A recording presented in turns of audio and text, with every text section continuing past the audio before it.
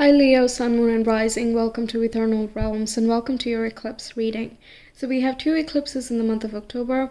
The first is a new moon solar eclipse in the sign of Libra, and that's where the south node is as well.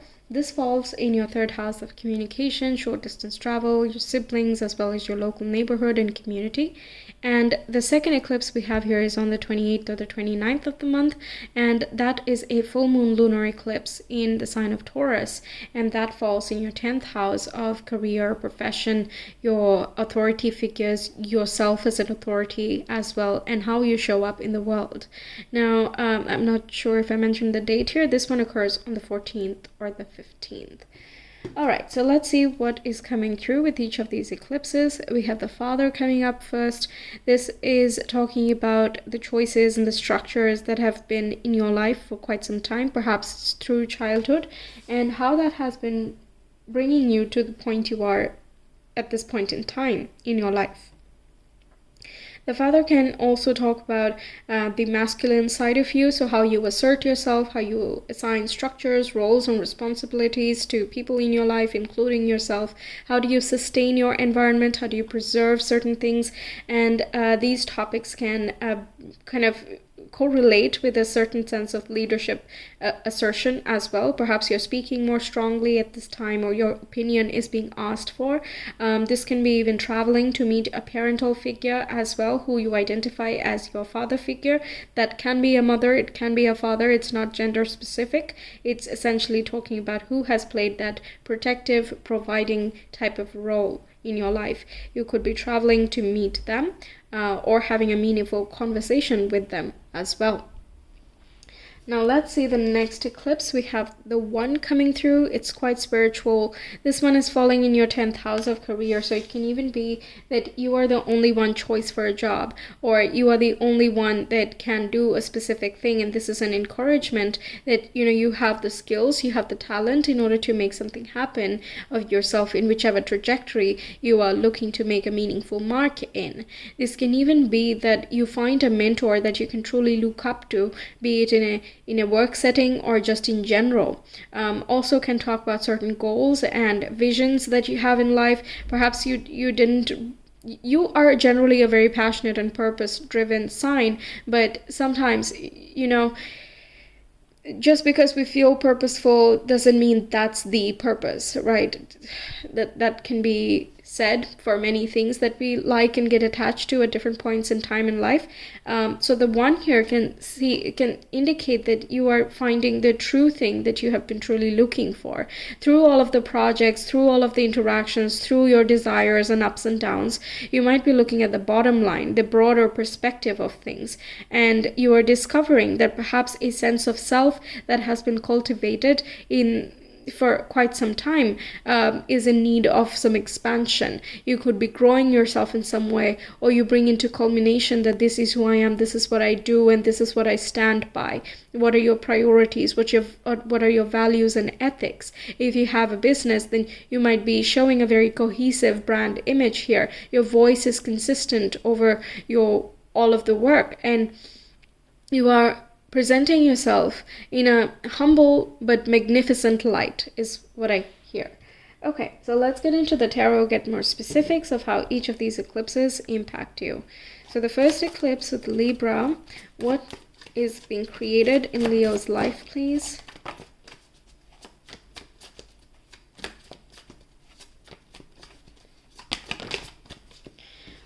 We have the Devil, we have the Page of Cups, we also have the Fool. For some reason, I get the Devil and the Fool as a combination many times, but I used to try to search for the meanings of the combinations of the cards just to get some ideas, but for some reason it's really hard to find this combo for it to make sense in an everyday life. I don't know why. But that also has forced me to see more observationally what these things can mean, so I could offer some examples there. But let's first shuffle for the other eclipse, then we'll talk about it.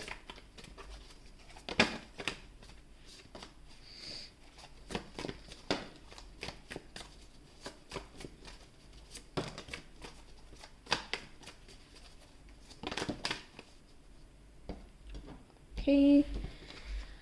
So we have the Page of Wands here, the Seven of Pentacles. We have the Ten of Cups. And we have the High Priestess. Yes. Okay, so the first eclipse. This looks as though we are talking about, a toxic authority figure or certain addictions to power or materialism that you're being released from. It can be something that is in your surroundings. Doesn't have to be necessarily that you are engaging in toxic habits, but just being surrounded by an influence like that can be quite disturbing to your own personal space, peace, and environment, right? So you are exiting that space because of this new beginning. We have Page, which is 11, Ace, which is 1, and the Fool, which initiates things. It's card number 0, yes, but it initiates a new beginning. So it's sort of like a lot of 11, 11, 11 type of situation going on here, which is going to bring you towards a state of harmony. And this can be, again, triggered from certain authority experiences that you've not agreed with or has been destructive to your self-confidence or your optimism in life. But now you are like, I know what not to be, and I know I can be the best authority towards myself. Perhaps you're showing up as someone more generous and more warm, kind, compassionate, giving, sharing, and appreciative of other people's time and effort, and that puts you in a very strong position. The devil in general can talk about power, right? So it's wrong to just assume that every power is bad, because that's what the divine is as well. That it also is a power. When it is not utilized correctly, it is always going to be, kind of toxic or destructive or manipulative, hallucinatory, things like that, right? We don't have to go there. We don't have to create that in our lives. We always have free will. And with the Ace of Wands over there, that's literally talking about using that willpower to manifest something, right? Even the Page of Cups is in such a state of connectedness that manifestation, magical abilities, and energies kind of surround it. Even with the Fool is jumping with faith that things are going to work out and everything is going to work in its favor. Now, the devil can also talk about sometimes our own fears and insecurities with regards to our capability. Okay, you might have come into a new position, perhaps you're really fresh at it, you need a little bit of training. Also, you're still getting the grip of things even if you've gone through your training, and you might be starting to doubt yourself. This is added responsibility. I'm not sure if I can handle it. Who do I talk to? I don't have a mentor I look up to. I just have to figure it out by myself. And you can find yourself either reaching out to someone you do rely on, if you are blessed enough to have someone, or this can be you taking matters into your own hands, connecting with your spiritual self, asking for some spiritual intervention. Can also talk about, with the devil and the Fool combined, that you are leaving behind certain illusions and fears from the past which have been lingering.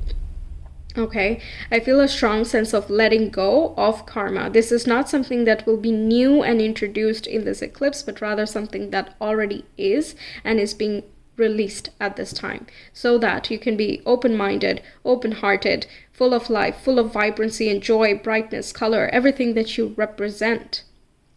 Okay, in the next one, you can see all of that joy and vibrancy in this Ten of Cups here. It looks as though you're very fulfilled with how things are headed. You are patient, you are steady, you're putting in the effort, you're releasing as well. You're not attaching too much, you're not detaching too much. You're just doing everything in the right blend, the right measure. And it's doing wonders for you, not only for you personally, but also your family, your other loved ones, your creative spark. You are so inspired and passionate at this time. Now, the Ten of Cups can also talk about some type of achievement that makes everybody happy, that makes you happy. It's as though, the time and the effort you spent on something, the investments that you did, be it in terms of your energy or your time, your effort, money, that it seems to be worth it. Also, you feel more connected than ever to the spiritual side of you, and it can be your higher self, or it can be God, it can be divine, it can be universe, whatever you want to call it. There is definitely some type of connection going on here. You could be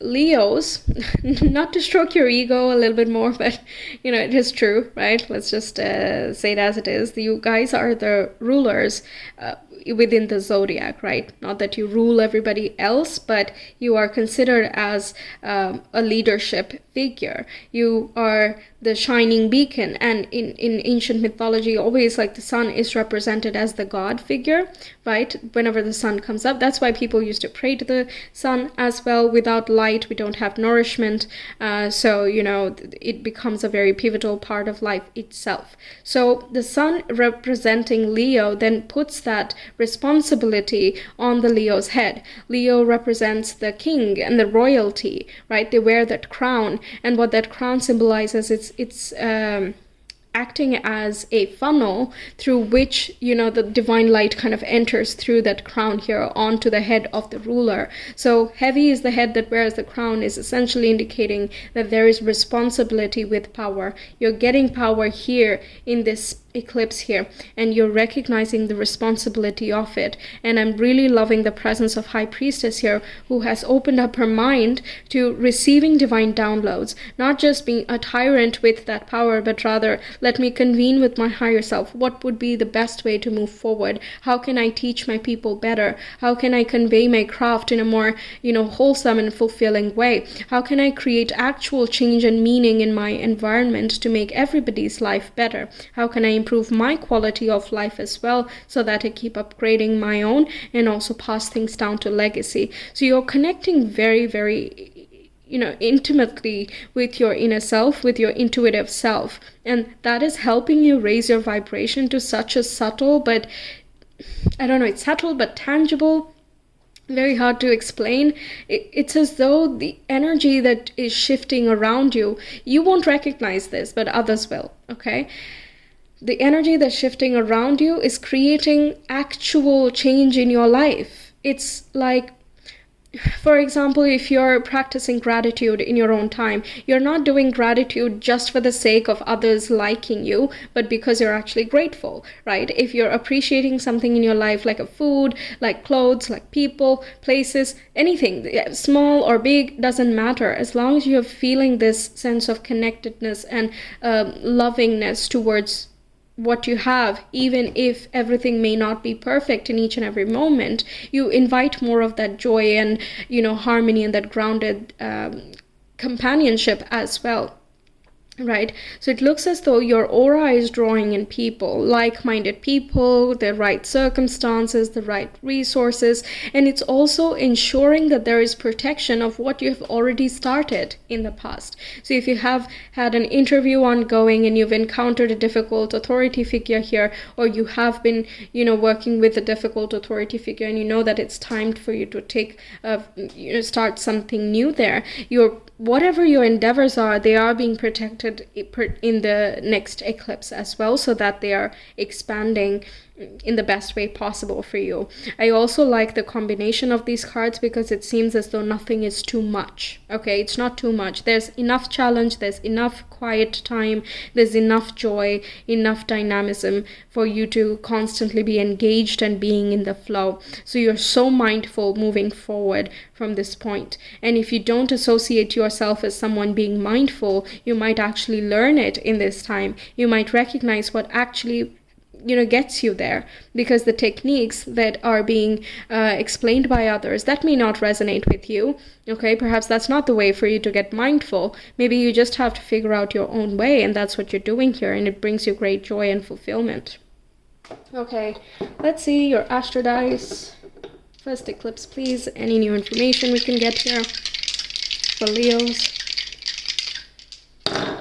We have Taurus, 5th house, and the sun. Very nice. This talks about, this can be about manifesting children or conceiving one, if that's something that you're wanting. The page of all three of these cards actually talk about conception. You might be afraid of what's to come next, or a little bit nervous and anxious, but I guess that's natural. Don't succumb to the fear. You're in charge, you're capable, things like that. Also talks about your manifesting abilities as well as your creative spark. This can even talk about manifesting someone in a romantic context, going on a date with someone that you think is nobody's perfect and you can't have a stable and long-term relationship with, but seeing things as they go.